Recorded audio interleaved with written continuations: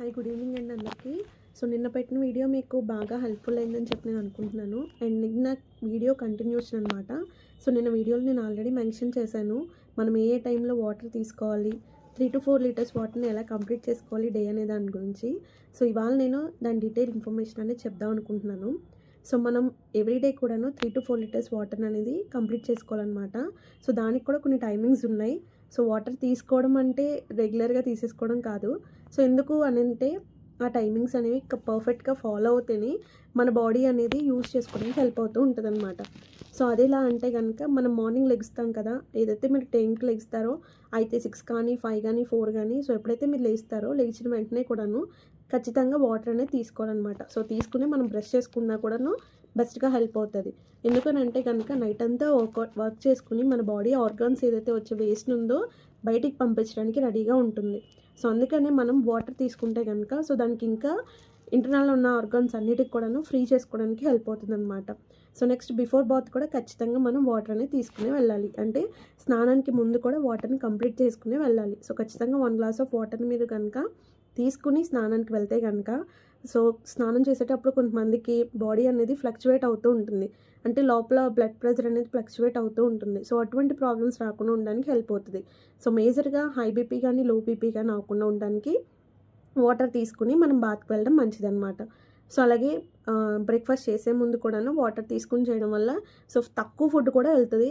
So అలాగే దాంతోపాటు ఏంటంటే మార్నింగ్ కావాల్సిన ఫ్లూయిడ్ అనేది మనకి మంచిగా బాడీకి వెళ్తుందనమాట. సో లోపల మన బాడీ అంతా కూడాను సో వాటర్తోనే బేస్ అయి ఉంటుంది. సో ఈవెన్ బ్లడ్ మీకు ఆల్రెడీ తెలుసు.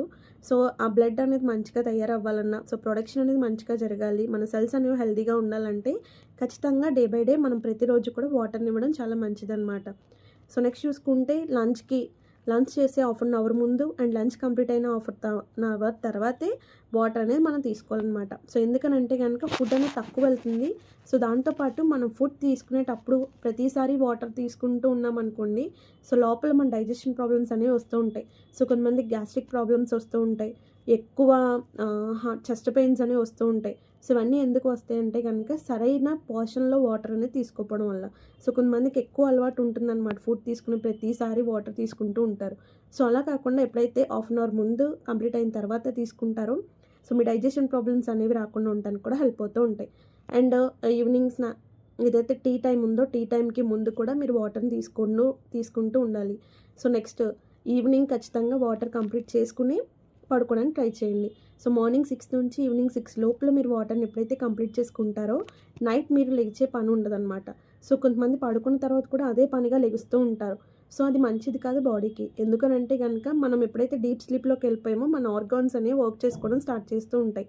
సో మీరు మధ్యలో లేస్తున్నప్పుడు ఖచ్చితంగా మళ్ళీ అవి డిస్టర్బెన్స్ అవుతూ ఉంటాయి. సో మీ బాడీ యాక్టివేట్ అయిపోతూ ఉంటుంది.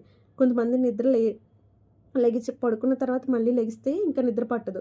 సో అటువంటి ప్రాబ్లమ్స్ రాకుండా ఉండాలంటే కనుక మార్నింగ్ 6 నుంచి ఈవినింగ్ 6 లోపల ఏదైతే మీ వాటర్ క్వాంటిటీ ఉందో దాన్ని కంప్లీట్ చేసుకోవడం చాలా మంచిది. సో ఈ వీడియో మీ అందరికీ యూస్ఫుల్ అయిందని అనుకుంటున్నాను. రేపు మళ్ళీ మంచి వీడియో మీకు ఇంకో హెల్త్ ఇన్ఫర్మేషన్ అనేది షేర్ చేస్తాను. థ్యాంక్ యూ వెరీ మచ్ అందరికీ.